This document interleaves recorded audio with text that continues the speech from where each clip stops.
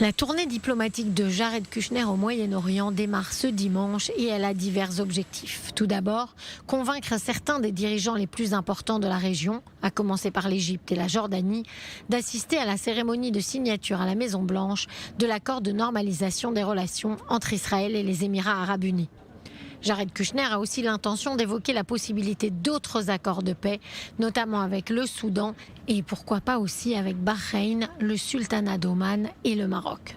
Des pays où la délégation pourrait donc se rendre pendant cette tournée. L'administration américaine semble ne plus vouloir résoudre à tout prix le conflit israélo-palestinien, mais souhaite plutôt créer une coalition régionale contre l'Iran. La délégation comprend le conseiller à la sécurité nationale, Robert O'Brien, le représentant spécial américain pour l'Iran, Brian Hook, le représentant spécial pour les négociations internationales, Avi Berkowitz, et les hauts responsables du Conseil de sécurité nationale, Miguel Correa et Rob Greenway. Après avoir rencontré Benjamin Netanyahou ce dimanche après-midi, Jared Kushner s'envolera lundi en direction d'Abu Dhabi, dans le premier vol commercial jamais opéré entre Tel Aviv et la capitale émiratie. Américains, Israéliens et Émiratis s'entretiendront alors du développement des relations commerciales et touristiques entre l'État hébreu et les Émirats.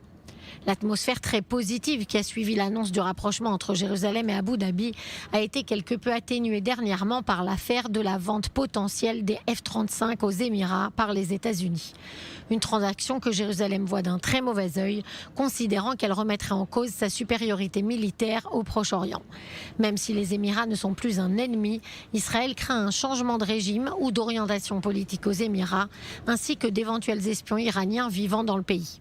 Plus que jamais, les cercles diplomatiques sont convaincus que Jared Kushner est la pièce maîtresse de Donald Trump au Moyen-Orient et qu'il est la seule personne capable d'influencer l'imprévisible président américain.